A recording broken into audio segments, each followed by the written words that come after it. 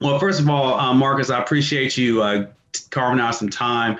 I know we don't get a chance as friends to speak as often as we like, but anytime we get a chance to connect, it's always, really good. And as you know, I'm in a doctorate program, leadership, educational leadership program, and I'm actually enrolled in a course that's very interesting, very interesting course. It's called Regional Stewardship and Leadership and Regional Stewardship. And I never heard that term before. Mm-hmm. And before I move forward, let me define to you what the term regional steward means, and then I'll share with you a couple references.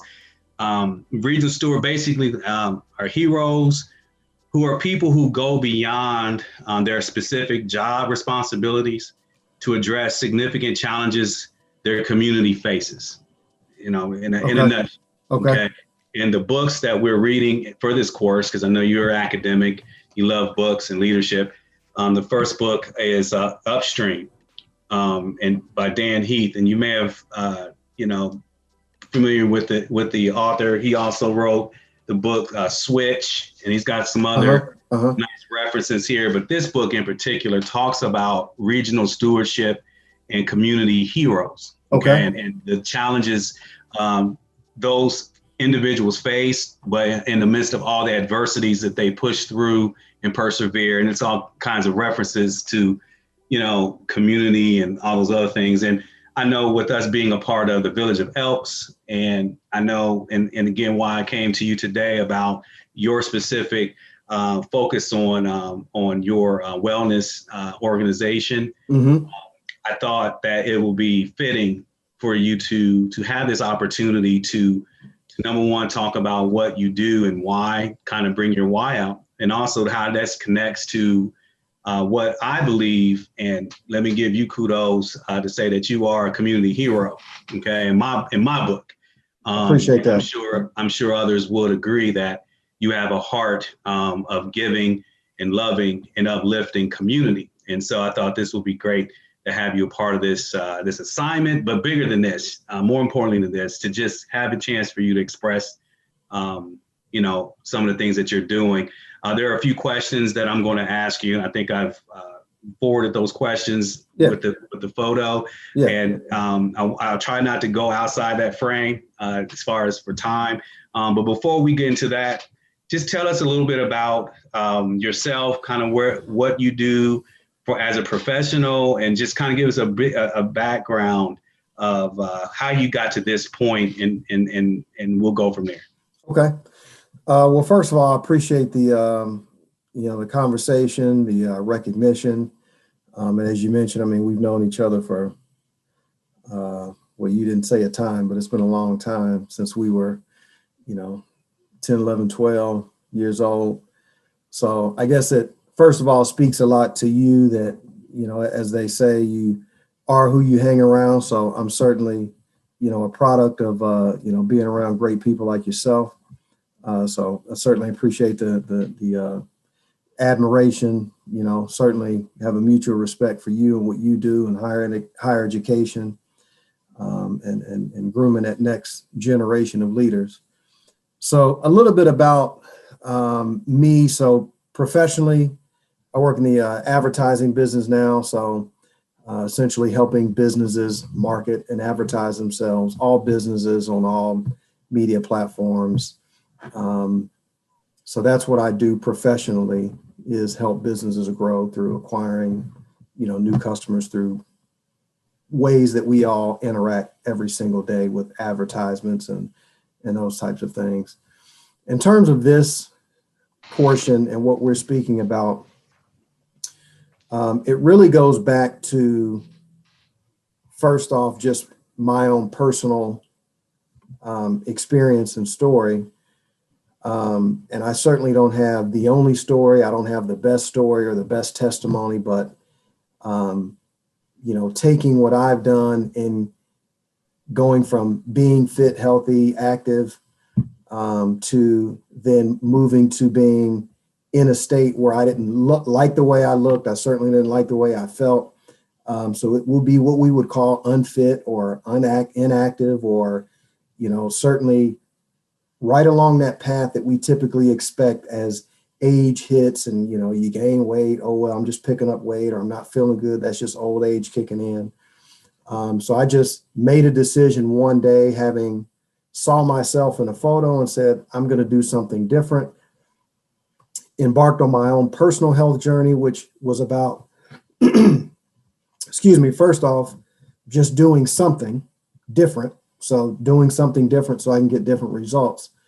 And then the second part was education. So I wanted to know exactly what my body knew, kind of that owner's manual. What is going on inside, and what do I need to know and learn and do that I haven't been taught up until this point, to make sure that I reclaim and control my health, my wellness, which I firmly believe we all have full control over for the most part. There's some environmental things, but that's one of the few things that we have complete control over. So that led me to the point where, now that I have gotten further down this journey myself, and it's definitely a continuous journey, the one thing that I wanted to do is, or the one thing I did not want to do, is keep it to myself. Now, I can appreciate and respect anyone who is on their own health journey, has gone from losing 50, 60, 80, 100, 200 pounds, getting in shape, staying in shape, fighting a disease, reversing a condition. So I'm no different or special than them. The only difference is I wanted to then pair that with what I believe is a ability to communicate with people and share that with others in a way that they can do it for themselves. So the only difference between me and anyone else who's had their own fitness and health success and journey and been able to maintain that is I just partner that with an ability to share it with others so that other people have the opportunity to do it themselves, which kind of leads me to where we're at today with all the things that I'm doing that we'll talk about. Sure. Thank you. I appreciate that. And for those who are going to listen to this message, Marcus is extremely modest in what he has achieved, not only for himself, but for his family. He and I share a common bond. We grew up in the same neighborhood. We are the definition of, back in the day, with riding BMX bikes and wearing matching hats. That's right. That's right. We grew up, though we grew up on opposite sides of the street, with opposite sports, going to opposite schools, going to opposite direction in terms of profession and fraternity organizations, and we go perpendicular in all of that. But one thing that we can say that we share in common is we have an extreme, profound love for family, friends, community. We care a lot about people. Mm-hmm. And, that probably, amongst a lot of other things, really, truly has created this wonderful kinship. And I call Marcus my brother. For sure. He wrote in my high school memory book to not make him an uncle first, and he beat me to it by becoming an uncle, making me an uncle first. But we share, we have a wonderful family, and we're in the same community. And so this is just a beautiful occasion. And so I just wanted to kind of add that to the intro, this is why we're here.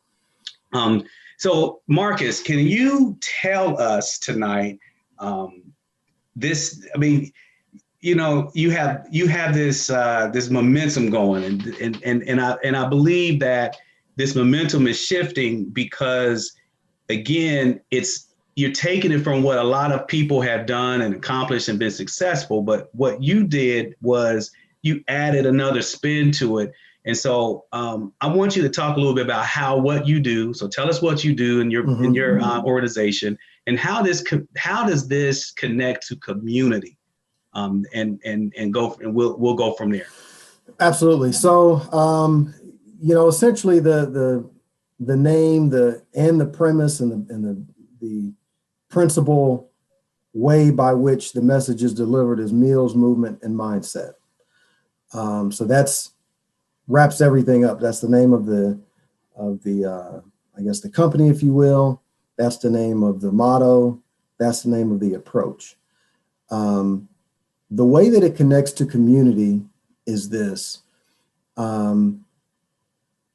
We can't be much to other people. We can't be much for other people if we ourselves are unable or disabled or sick or unable to move. And it really relates to one simple thing that anyone who's flown on an airplane would understand is when they say, in case of an emergency, help yourself with the oxygen mask first before you help the person next to you. And that's where the whole tie into community comes, is we can't be of any help to anyone else unless we're physically fit. And by fit, I don't mean fitness model. I don't mean bodybuilder. I mean, your body is operating at its best. You've given it what it needs to thrive, and you've given it what it needs to function as it was designed to. You're not poisoning yourself, you're powering yourself, you're strengthening yourself. So your body, inside and out, are key. And the more people that we have that feel good, that are healthy, that are not subject to being medicated, that are not subject to being overweight. And I don't mean overweight from a vanity perspective, but from all the things that it prevents you from doing, from all the billions and billions of dollars that we spend into the healthcare industry, and to treat diseases and to treat and manage illness and symptoms versus being physically, in good condition. It's probably the single most important thing that, and I truly take it very seriously. It's the most important gift you can give. I can give you and say, hey, you know what? I'd like to go out and do some service. I'm going to find someone somewhere and I'm going to donate $100.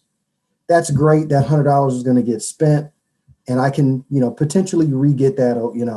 I can go give another $100, or someone else can give them $100. But we cannot reclaim any time. So the greatest gift that I could potentially give someone is time added to their life, or quality of life added to the time that they have.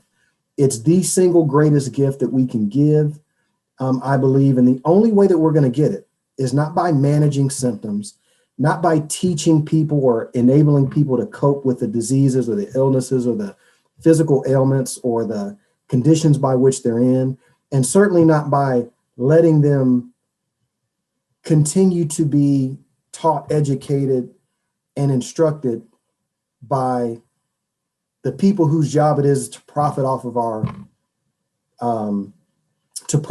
the food that we buy.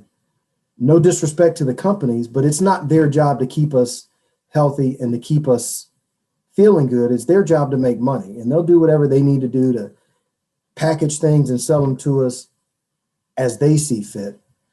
My role and where this community piece and my giving back and making sure that I impact as many people as possible, hundreds, thousands, tens of thousands, hundreds of thousands, millions, when it's all said and done, is to give people time added onto their life, quality of life added on to the time that they have. And that's something that, that's just a huge gift, huge gift. It's almost like giving life itself, not to,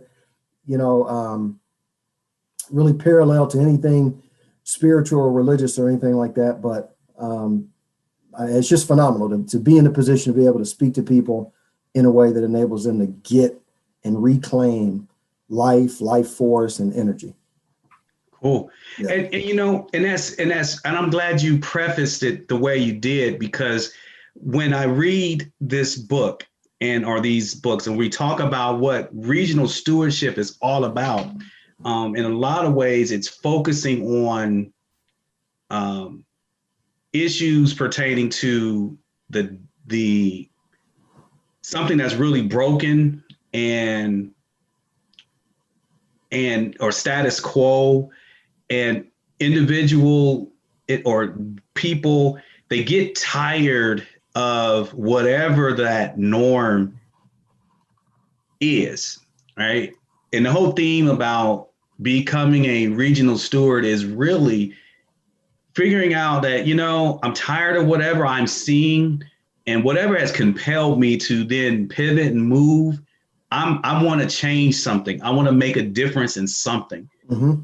And I love the way you glued this to community, because we don't have community if we're not here to do the things that makes us what community is. That's We right. won't have race issues because there won't be anyone here to talk about race issues, because we won't be here to have that conversation. And Right. I know that's so anyway. So I like the fact, I love the way that you really brought it down. And then for those again who are listening, Marcus has committed his personal life to wellness, both mind, body, and spirit, and using this vehicle to then convene some great information to empower people to do stuff that could really help them be better.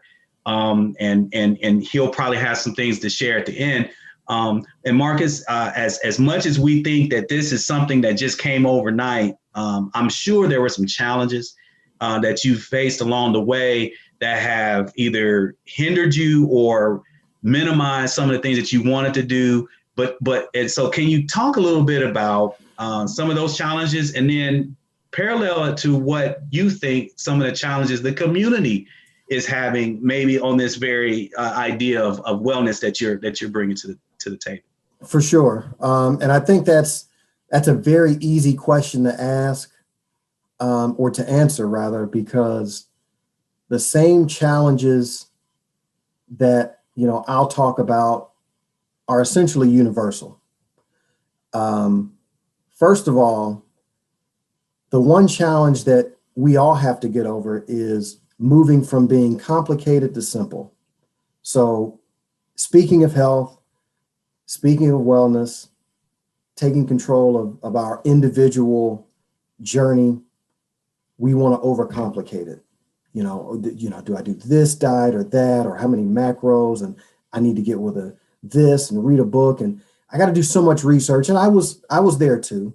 So that's one of the things I want to do, is really simplify it for folks and say, let me take all this perimeter stuff away and just give you the simple part of what you need. Community wise, we do that as well. There's red tape, with politics and all these kinds of things, and trying to move groups of people into action and make change. Overcomplicated. Now certainly groups of people will sit in the room and say, well, all you got to do is, and you've got all these groups of people saying all you've got to do is, but when you get that large group together, all of a sudden, all you got to do is this one thing turns into all these different things. So that's the first part and the first parallel. So that way, and the first challenge is really simplifying it. The other thing that you have to do, or that I certainly have had and continue to have a challenge with, which is very important to know, that no one has arrived and will arrive to the point where you will not be without challenges. But even to this day, you have the challenge of, you're doing something that's abnormal. You're doing something that most people don't do. And I don't say that, again, from a vanity, judgmental, I can look around and see, well, you don't look good, and you look unhealthy. It's not about that. The statistics bear that out. You can look at the statistics and see how many of us now, what we consider to be normal, by the way that most people die, by the top ways and the top mortality rates in the country of heart disease, of certain types of cancers, of certain, type 2 diabetes, dementia, those types of things, strokes. And you can look at the data and go back and see, well, has that always been a thing? Has heart attacks always been the way that the number one cause of death in the history of this world? Absolutely not. It used to be communicable diseases, pandemics, like we're dealing with now, and plagues and all those kinds of things. Communicable diseases used to be it, but now it's non-communicable diseases. Essentially things that we, for the most part, do to ourselves, impact ourselves, and have control over preventing. So that's the other challenge, is you're going to have to do something that other people will consider to be abnormal, i.e., I make a choice at a dinner table that 5 other people don't, and I still, to this day, will get, the side eye, the comments, the snickers. But guess what? In all walks of life, business, religion, at work, if you want to excel at work, you're going to do things that the average employee won't do, and they'll probably talk about you behind your back. If you want to succeed in business, you're going to have to do things that the people that don't succeed in business do, and people are going to look at you and say, well, you just are lucky. If you want a community to be successful, you're going to have to do something that appears to be unpopular and abnormal, and do things that other people are unwilling to do, in order to really go in the direction that other people aren't going, which is simple to think about. If we want to go in a different direction, instead of doing what we've always been doing, shouldn't we make a right or a left? But we continue to say, no, let me just keep going straight faster. Maybe if I go straight harder, maybe if I go straighter than straight, maybe if I take a step back and then go straight again, it'll work different. And that's what we try to do with our health. No, I think I'm okay. I just need to keep eating what I'm eating, just less of it. Or maybe I need to keep what I'm eating, just not stopping at 7 o'clock. So we try to keep doing the same thing, but get a different result. And that's another challenge that I deal with. Friends, family, coworkers, people that know me, people that don't know me. And everyone deals with this that has been on a health journey, is you're going to have to do something that is unpopular, that is abnormal. You're not going to see it advertised on TV.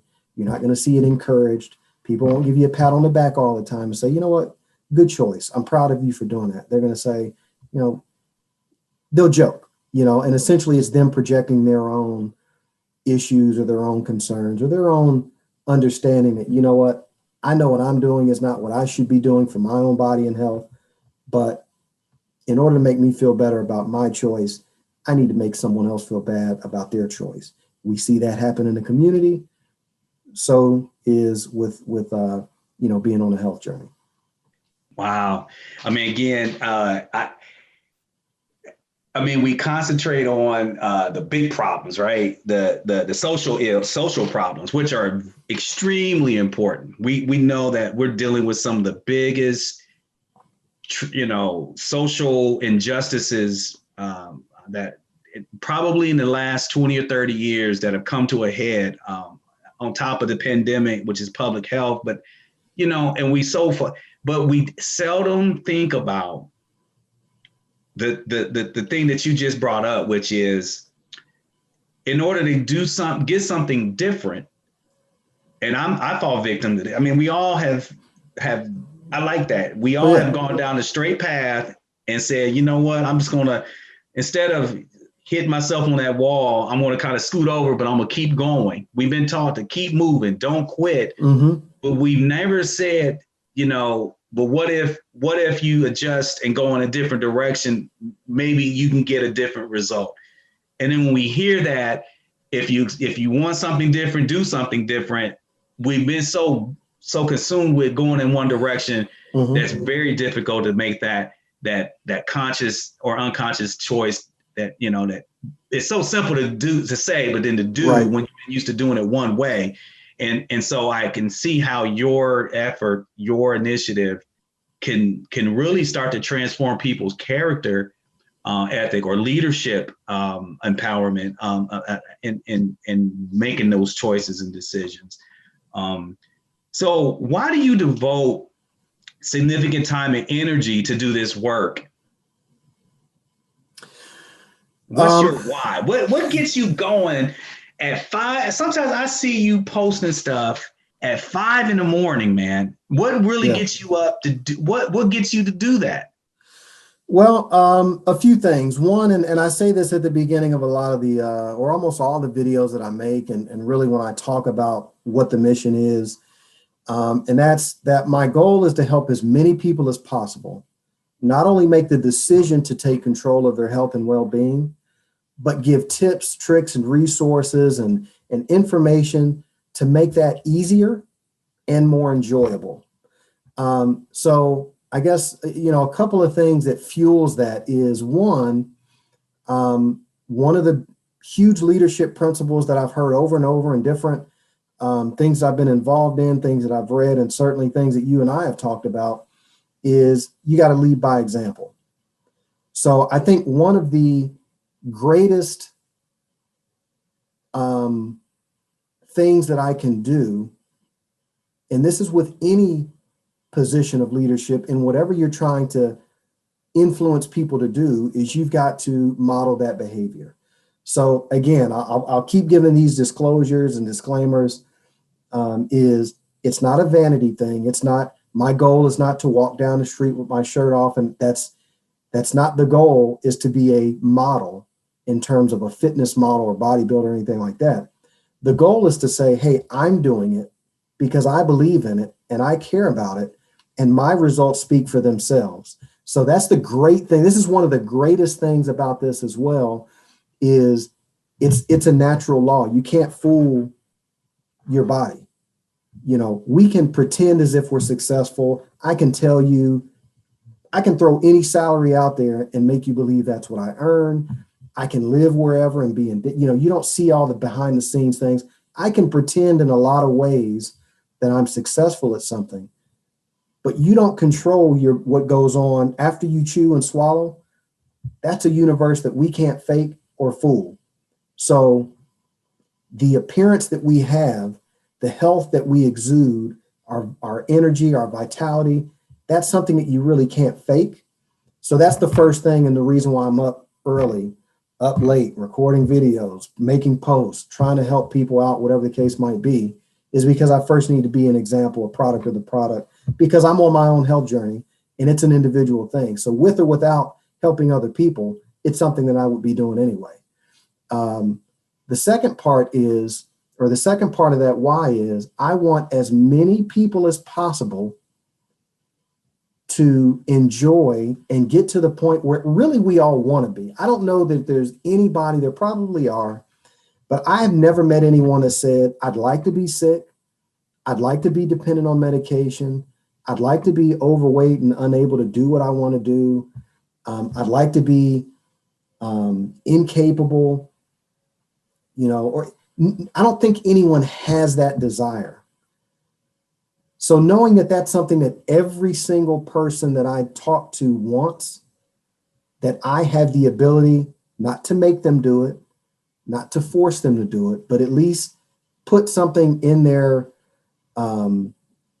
ear, in their mind, to at least get them to the point where they now have the information they need to make that choice for themselves. That's the other part of it, is as many people as possible that I can say, and even if it's one, that's great. If one person said, and it would be totally worth it. If at the end of my days, one person said, you never knew this, but 30, 40, 50, 60 years ago, I watched one of your videos. I read a book you wrote. I listened, you stopped and talked to me in the gym, or I saw you make a post and it made me change my diet, my approach, my life, my lifestyle, my direction. And because of that, I beat this disease. I was able to lose 100 pounds. I was able to play with my kids like I never had before. I probably extended my life by 10, 20 years based off what my doctor told me. That's the story that I'd love to be able to hear 10, 20, 30, 40, 50 years down the road. One would do, but in today's age, technology, it would be selfish of me to just try to say one person. I'd like that for as many people as possible. So that's the second part of the why, is one, I need to do it myself, because with or without anyone else hearing it, I'd like to be here 50, 60, 70, 80, 90 years, True. Living to 100 to see, grandkids and not just be here, but be present and be physically able to enjoy every moment of my life. So that's the first part, is I need to do it for myself. The second part is I need to make sure that as many people as I encounter and they can hear my voice, see my face, read something, do something, can have that opportunity for themselves.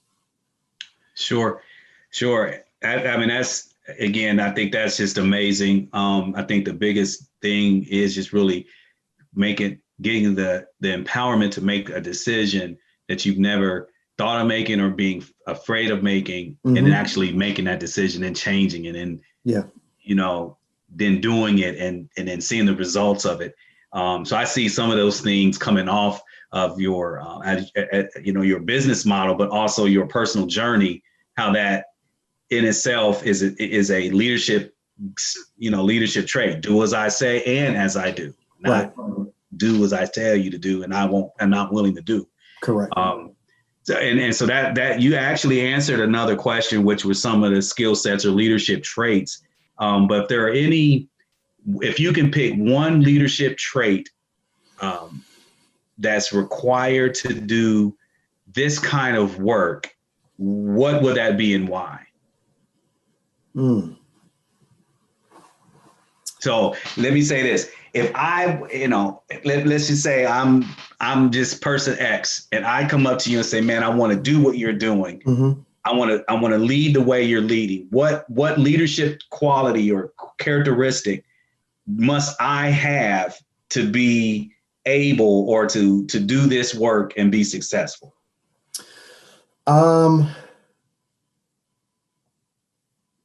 Well, I think the one for the business model perspective, meaning going out and trying to advocate health and wellness for other people, I think the one trait or quality that you definitely have to be prepared for, and I've certainly, man, this is hard to boil down into one. Well, if you had a couple, I mean, so let's just take off the formality. Okay. So let me say two things, and they're somewhat related. So the first major thing is you have to develop thick skin. And I use that in the traditional sense of you would think that once you are doing something that's good for you, that will benefit you, that will be in the best interest of your long-term health and well-being, you would think that people that know you would immediately and automatically celebrate that, encourage that, praise that. The truth is, as soon as you move away, as I spoke earlier, as soon as you move away from the herd and from the pack and say, hey, listen, guys, I'm actually on this diet. I don't eat that anymore. And I'm actually focused on making sure that everything that I take in, or as much as possible, because no one's perfect, if I can help it, everything that I want to take in is going to be good, wholesome, and to my best interest. Be thick-skinned and be prepared for the fact that everyone will not support you. You cannot get into a personal health journey. You definitely can't get into any leadership position, but certainly not when you're advocating health and wellness. Everyone will not support you. In fact, just count on the fact that most people won't, and the few that do value and treasure and appreciate those few. The second thing that you have to be very much prepared for is the fact that a lot of people will not participate in their own rescue. So it's probably, mine, and certainly a lot of people that would want to do this or anything else. I've got something for you. You need it. You can benefit from it. You've got to be very much prepared that people will say, no, I'm okay. No, I'm good. Even though you may see they need it, they may complain about issues. I mean, you could almost walk up to them and say, I've got a vial of antidote to what you just drunk down in the form of a poison. Like, drink this or save your life, and people will turn it down. So that's the second part. One, everyone won't support you in terms of what you're doing. Part two of that is most of the people that you talk to won't participate in their own rescue. they won't be interested, whether they think they may think they need it, but they still won't. No, I'm good. I'm just going to keep riding this whole, I'm gonna keep riding this whole thing out with what I saw in the commercial, part of a balanced diet thing. It's got to work out it must be something else. It can't be what I'm eating. It's got to be something else. Maybe genetics. Maybe I inherited this. So I'm just gonna keep riding this wave. Like we were saying earlier, people just don't want to come off of that straight path and make a left, make a right. So that's the second part. It can be very frustrating for a lot of people. It certainly is frustrating for me. Not frustrating from the point of not wanting to do it. But it really becomes personal and emotional at a lot of times when you see someone who you love, who you like, who you would love to be able to just help and impact, and they don't accept that. Not that I've got all the answers, not that I'm, this global encyclopedia of everyone in the world needs me to be healthy and to live longer. But there are just some fundamental things that, hey, I can tell you that you need to do this. So that's the second part, is you've got to be willing and be prepared for the people who need it most to turn it down. Well, I certainly hope that I take some of that own medicine, that medicine that you just delivered, because I can say to myself that I will subscribe to something, thinking I need it, saying that I want it because I know it's going to give me this, and find myself going, doing what I've always done, Mm-hmm. So though I think what you're saying to us is, as leaders, authenticity, speaking and doing, and that being in the same alignment. Yeah. Understanding that people you're going to be criticized a lot or judged, Mm-hmm. and your resiliency has to overcome the disappointment of those who won't catch the the good word that you're giving. And then you said also, even those who will subscribe to it more than likely won't follow through or carry it out, because they're not able to then self-advocate. And so definitely great leadership traits, and those are intrinsic. I'll put a little asterisk on that, simply based off of using your own personal example. It really isn't so much the fact that people won't do it and stick to it immediately. That's a different issue, and I welcome that. So you and I can have a conversation. You say, you know what, that makes sense. I'm going to try that. 2 weeks goes by, you're not trying that anymore. Man, I started it and then stopped it. That's not the problem at all. Like, that's life. I did that. I'm not perfect. So it's not about people who stop, and takes a little while to get that consistency and that habit built. I'm talking about the people who need it and refuse to even acknowledge the fact that they have a problem. Like, you could see someone who is, let's just say, suffering from type 2 diabetes, which most would argue, studies have shown, is an environmental accumulated and self brought on type of a condition.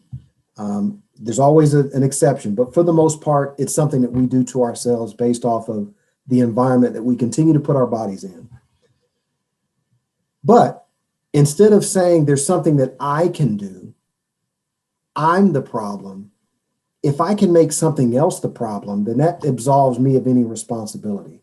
So there are people who could take simple, easy steps. First of all, by just saying, you know what, there is something I can do. So it's one thing to say there's something I can do and having a hard time or having issues getting to the point where you're consistently doing something. That's great. The problem is saying, I'm not even the problem. It's other things. It's family. It's genetics. I can't control it. It just is what it is. That's just, what can you do? That's the issue, where people are just refuse to even acknowledge that they have any power at all, and refuse to take any steps at all, whether it's from me or from whoever. people that just say, I'm not the problem, period. That's the issue that you've got to be willing to, all right, fine, now's not the right time for you. All I can do is put the information out there and, hope that at some point, I know that at some point, either you're going to listen to me or you're either going to listen to me or you're going to listen to your doctor. Because at some point you're going to go into the hospital and your doctor's going to force you on a strict diet, or else, I don't want to give, and I certainly am not in a position or job title to give people that this or else speech. You've got 3 months to live or 3 years to live if you don't change your ways. You can listen now on your own, or you can be forced to listen and change by a doctor later on. So that's where you don't want to see people go is, one day you'll accept someone's advice. It's either going to be mine in your own volition, or it's going to be your doctor's by force. Wow. So I got one little small sub point to that, or hook to this, and then I'll have the next question. In your thoughts, what do you feel has caused such a, like you said, like I absolutely just want to point to everything else but what I'm doing. What do you think is a cause of that? And did that be, and how did that impact your decision to do what you're doing? Or has had that? Oh yeah, for sure. One thing that has impacted that is we've been, and I speak in real generalities here because there's a lot of specific avenues that we could certainly talk about. We've been conditioned, we've been made addicted to, and we've been habituated into doing things based off of, like we spoke, like I was saying earlier, based off of the people who profit off of our consumption have taught us to believe. So the same way that you would walk up to someone who's addicted to smoking cigarettes and you say, hey man, cigarettes are bad for you. Well, I can kick whenever I want, man. My grandma lived to be 90 years old. I mean, at this point in 2020, I don't think it's a big secret that cigarettes are bad. But if you go back 30, 40, 50 years, we were talking about cigarettes the same way that we talk about sugar today. Like, nah, man, it's not that bad. It was advertised on TV. I mean, billboards, Camel, Cigarette Salem. It was cool. They had actors smoking. That was a big thing.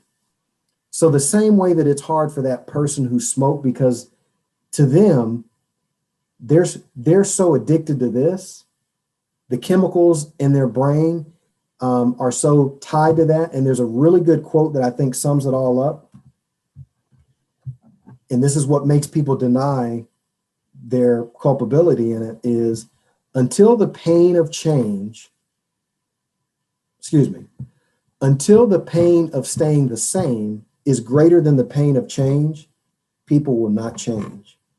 And that's what I talked about. Right now I can listen to a health video, mine, anyone else, and be like, well, at this point, it's probably going to be more painful to give up this, and this, and all these comfort foods that I like than it is to just keep eating what I'm eating, because I'm going to be hungry. I'm going to be tired. I got Thanksgiving and Christmas coming up, and I got to look at everybody eat these pies. That's going to be painful to me. I'm in good condition. I'm not dead. I'm moving. But when someone goes into the doctor and says, hey, Mr. and Mrs. So-and-so, I'm afraid you're, you've got, 90% blockage, and 2 of your major arteries going into your heart. And I'm afraid that if you keep eating this way, you're not even going to be eligible for the surgery. But even if we do the surgery, if you keep eating this way, you're going to die within a year. All of a sudden, as soon as the pain of doing what I'm doing, all of a sudden goes exponentially higher than the pain of me staying the same, miraculously. And it's unfortunate, but people do what they do. People can come off an operating table with doctor's orders and they're like, hey, listen, man, I got to drink this water. I got to eat my vegetables. A sweet potato, man, I can't have none of that sugar. They'll do that after they come off of an operating table and they've had a scare. But if you tell them, hey, if you started doing this now, in 30 years, you won't even have to have that conversation with your doctor. Man, whatever, man, I ain't got time for that. So it's the pain of change versus the pain of staying the same. So, and we've just gotten to the point now where it's harder to change and get out of a habit than it is to just, let me just stay comfortable. Let me just stay in my comfort zone.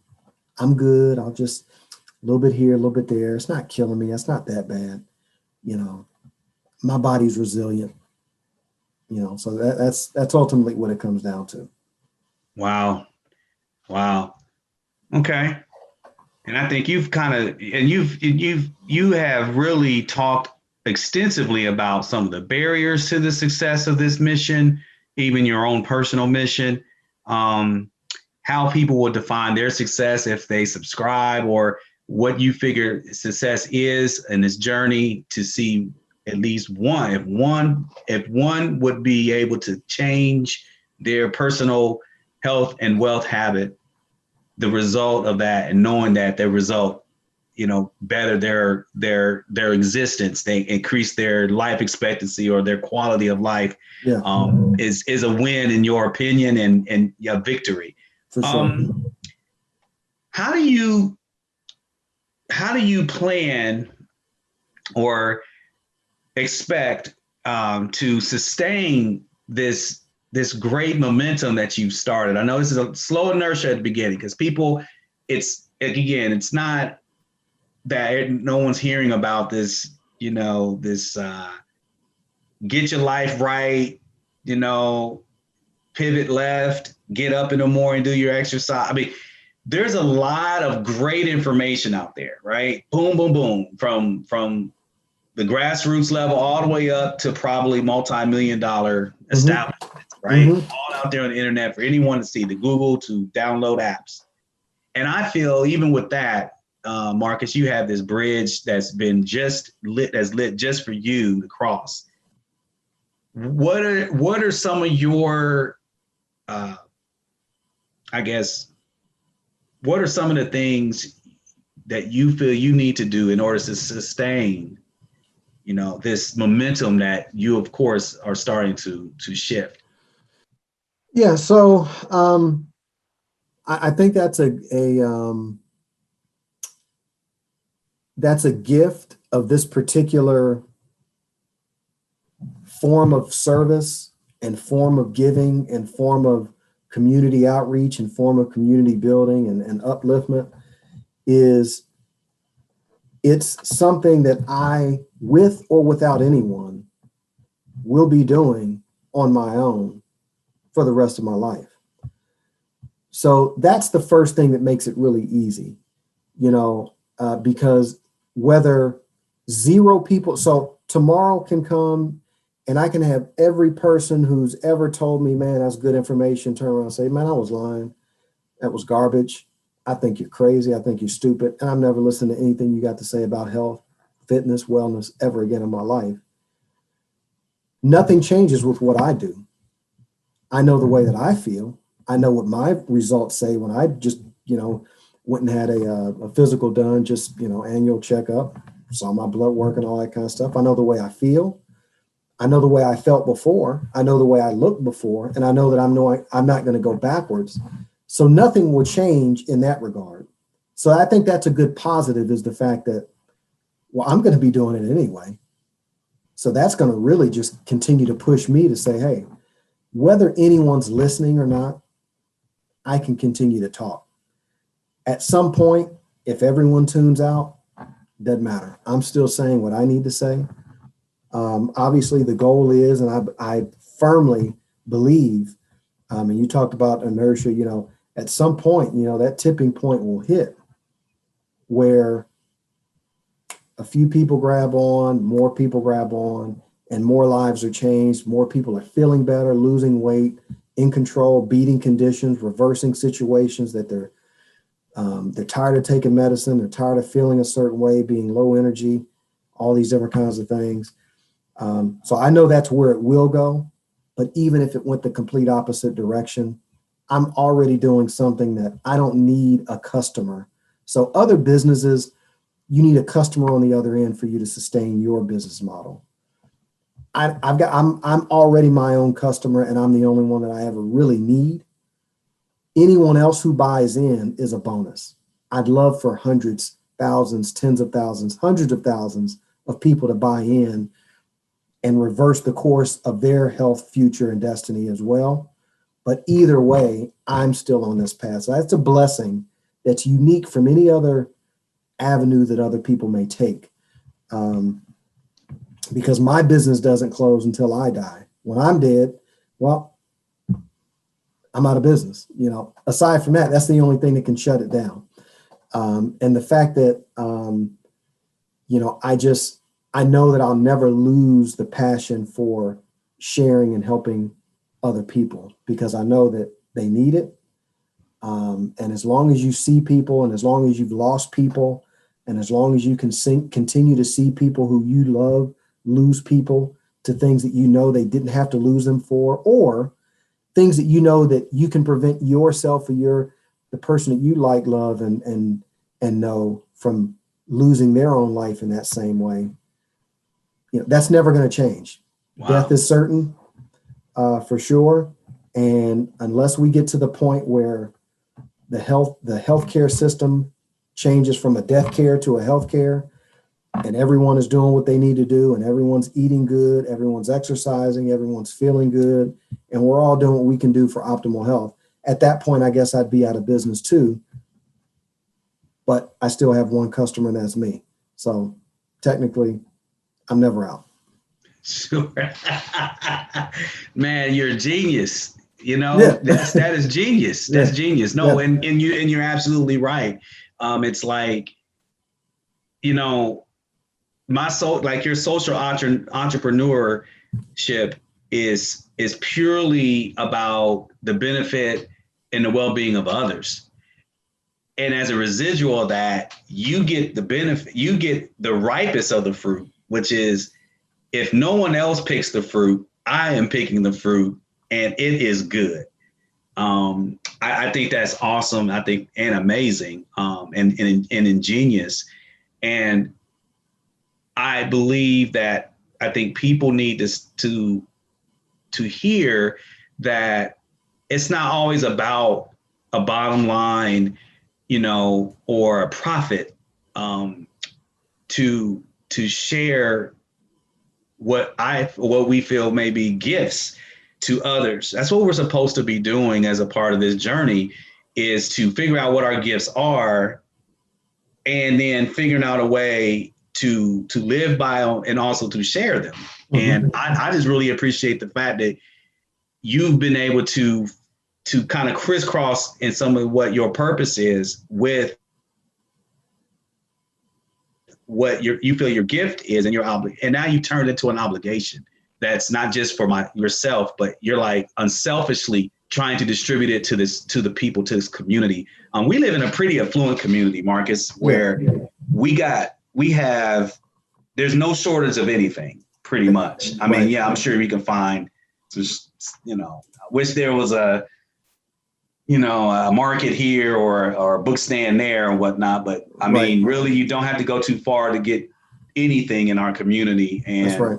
Yet we still are just as disconnected and desperate and broken in a lot of different ways. And even with all the gyms and all the memberships that we have and all the parks, everyone in the community doesn't take part of those things. Right. And we have a huge health issue, because we have a lot of hospitals and infirmaries and emergency rooms in our community too. Again, not saying that that's a bad thing. That means there's a lot of help available if you need it. Right. But it also says that there's a big issue that we have a lot of private folk that are not lined up to that. And so I see again, and please correct me if I'm wrong, if I'm misplacing myself here, I see your effort with your wellness push to the community as to empower those people to walk away essentially from having to have the dependencies of these services, so to speak, put the hospitals out of business. I mean, I know this is not, I mean, we're hypothetically speaking here, but essentially you're wanting people to minimize having the need of going to these places because of some things that if they could change some of their habits or change their mindset and do things differently, eat, control what they're putting into their system, as well as just concentrating on that, how that can then shift their lifestyle. So Yeah, I don't know, maybe that's no, and that's somewhat right. I mean, certainly we're never going to get rid of, there's going to be communicable diseases. I have a complete love, respect. I've got family that's in the healthcare industry, and it is absolutely essential and often a thankless job that, I mean, I can't have any higher level of respect for that industry because there's always going to be the need for healthcare. sure.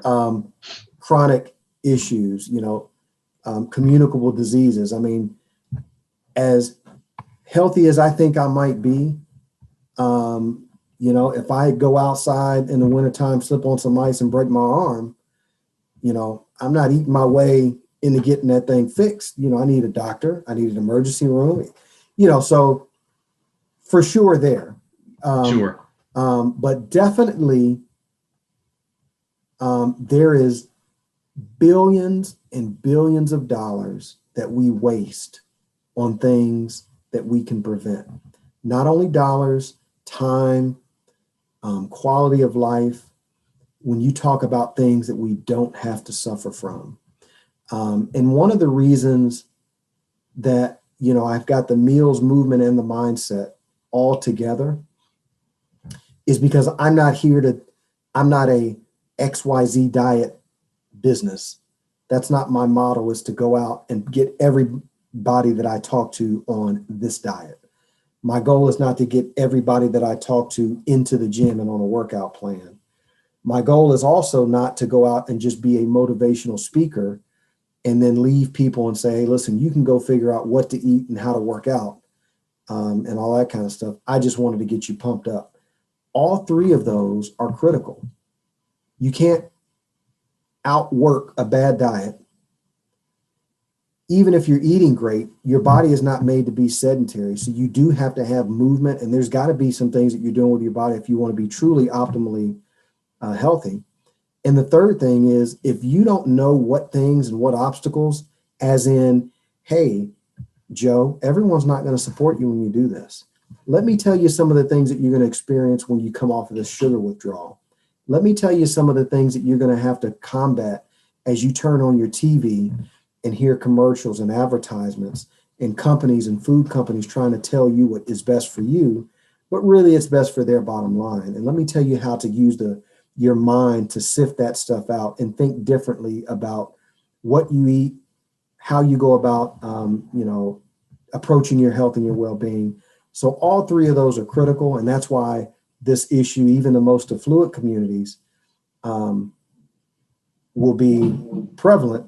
And that's because you can be thin on the outside and fat on the inside. You can be fat on the inside or on the outside and be healthy inside. So even though we've got a Whole Foods out here, doesn't matter. Someone who's going to Whole Foods and eating vegetables, but at the same time is, consuming things that they think are good for them, but really aren't. You can't eat some trash, drink some trash, and then eat a salad on top and think that that's just going to flush everything automatically out. So it doesn't, there's always going to be a need for a lot of people to fix or have some help or some guidance in one area of those three things: what you eat, how you move, and how you think. Sweet, man. Wow. Well, Marcus, you've done an excellent job tonight. I really appreciate you sharing a little bit about your story, how this connects to the community. We're talking about meals, mindset, and movement, literal movement, getting the body up and getting. Mm-hmm.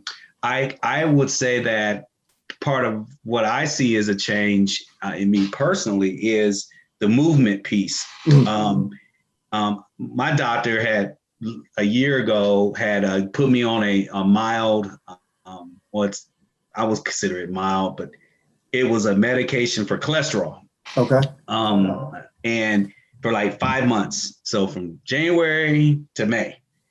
And he said, okay, Mr. Williams, you need 10 pounds. You need to get under this period because that's significant. That's gonna really impact you in another year or two if you don't.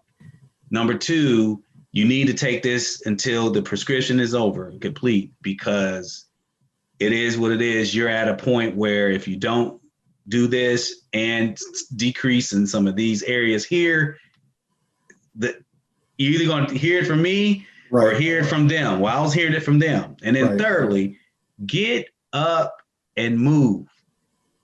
Get that heart rate increase. Get that heart rate increase. You know, he said, if you don't have, and I'm walking and stuff. So I wasn't that he was convincing me of something I didn't know, but he said, man, you gotta start getting that heart pumping and moving. And I would say that I've been benefiting off of getting up and moving, exerting myself, taking the stairs, pushing myself up the stairs, running up and down, or shoveling stuff, or doing stuff, and then physically. And I'm saying I'm starting to feel the benefit. Number one, my numbers are better. Just had a checkup. Number two, I have lost a little bit of that he said. And number three, I'm starting to feel like, okay, change is happening. And so while I'm not where I want to be, definitely there's still some things I need to work on. I definitely am not where I was mentally, physically, or in a habit way that I was in, and so I attribute to some of that because you and I always have talked about, put your money where your mouth is and let's go do it when you don't come to the gym with me, or, just kind of in a joking way, but I know what you mean.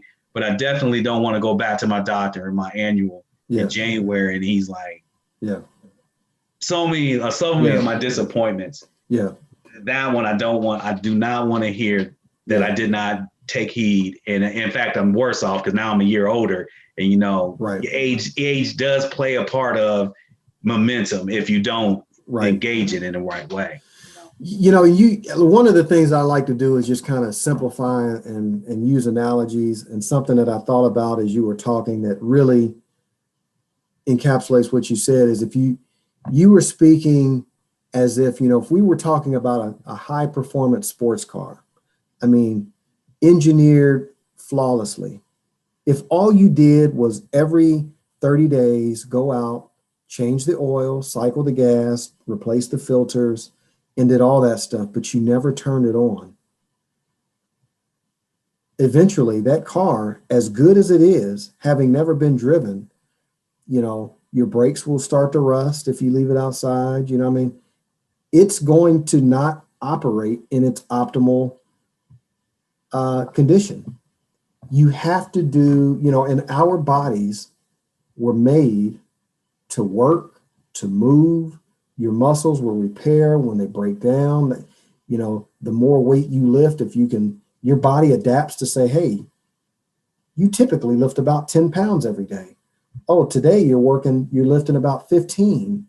I need to get myself ready to start lifting 15 pounds. Oh, we're actually walking every day. Well, then your cardiovascular health will then catch up to say, well, now I've got the stamina endurance to do 3 miles. Then you go to 3.5, and then to 4. So it's incremental improvement. Your body will adapt to what stresses and conditions you put it under. And we were made to move, to work, to get up, to lift, to bend, to stretch, to pull, to push. Those are all the things that our bodies were made to do. And as soon as we stop doing it, our body is also very well designed. Well, hey, listen, there's no use of me keeping all those muscles in place if we're never going to use them. That's energy that I need somewhere else. So then our bodies just start, well, let me just go ahead and shut that down. And then when we need it, it's not there. So you're absolutely right. You've got to do them all. It's not about, again, bodybuilding and powerlifting and all that. Very simple things, but you've got to have all three components. You got to be eating right. You got to be moving. And you've always got to have the right approach to your health and wellness, because there's going to be all kind of negative influences. Other people who have their habits, you go out with friends, are going to say, you need to eat this, forget that, come on, forget that diet, just once, just have a bite, it's good for you, indulge with me, splurge with me, you know, misery loves company, come and join me down here and my addiction, or whatever the case might be. Food company. Yeah. So that mindset piece, it's all so critical. And any progress that you've made, which I've seen you make, is good. You know, there's no difference between you and I. I may be a few habits down the road from you, but we're both on the same health journey. I may have a little time or a few more sessions in the gym, but that's the only difference, you know, between you and I. That's the other great thing about this is this is an equal playing field. You know, we've all got the engineering for the most part to truly be equal. You mentioned, you know, racial disparities and social justice and all that kind of stuff. And as we always hear as a rebuttal, well, we're all the same on the inside.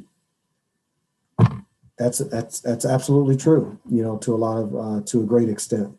So that's where we can control what goes on the inside, which really helps impact our mindset as we approach the outside, because we realize, man, how am I going to influence things that happen around me when I'm not even taking control of what's happening inside of me? And it truly gives you a real renewed approach to how you attack things that happen externally, because you've already said, listen, I take control of what I can. And therefore, once I can do that, that gives me the influence to go out and have an impact on other things and other people, because I'm in control of myself, and people see that, they feel it, it comes across. So, I mean, there's so many benefits that we could be on here for hours and hours, you know, talking through it. So let me be quiet. But this is, and we'll conclude on that, because I think what you just did was you just took everything that you've shared, and you have you put it in a package. Summarizing is simply this: giving me the serenity to change the things that I can, you know, or to accept the things that I cannot change, you know, and the abilities to change the things that I can, and the wisdom to know the difference. Right. And what you're saying to us is, before, and I want you to go out and change the world, you know, because that's important. Don't change the world and not change yourself. And you're choosing wellness, you're choosing mindset, meals, and movement to intrinsically motivate the individual to then extrinsically change the world around them. And I think that's just yet another layer of regional stewardship that, you know, this guy, he's not going to be the next bestseller author. It's going to be Marcus Bailey. Make it happen. And Stephen Williams. And in fact, yeah, we gonna say, oh, that's great.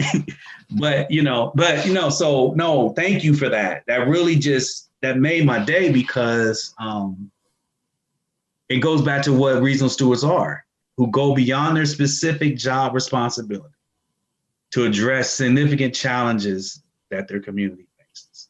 Yep. And so I appreciate you for sharing your words of wisdom. I hope this isn't our last time we get to chat about this specific area of influence. And maybe I can, we can just continue this this piece here. Is there any questions you have for me, or we can, chat it up? I know we're on, we're on your Zoom. So yeah, well, no, I just want to thank you for your time. I know that you're on you're on your mission. And I've always, which, as I said earlier, you are who you hang around. So you've always been someone who's on the trajectory. So whether it's me chasing you today, you chasing me tomorrow, and we're always just pulling and pushing each other to move forward. Certainly best of luck on what you're doing. It's definitely, this won't be our last chat recorded. We can do other things, but we'll be talking tomorrow and every other day after that.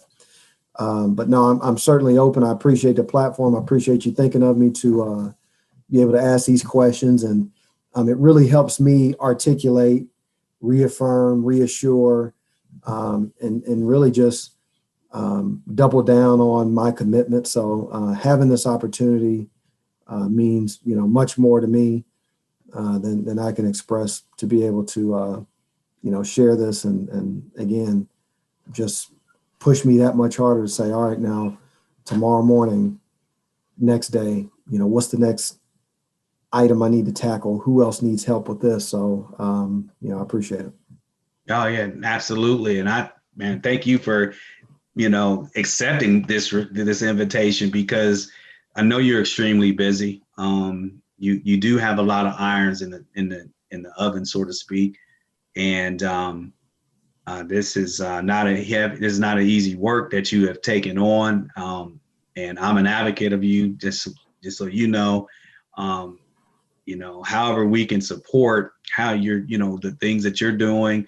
And if we can, I don't know what we can do, but I guess we just have to continue to uplift each other, because at some point in time, Centerville, if it's not Centerville, but let's just say right now we're in this community, at some point in time, it's going to be us, who has to look at where this community is going to go in the next 50 to 100 years or 30 years from now. What's it going to look like?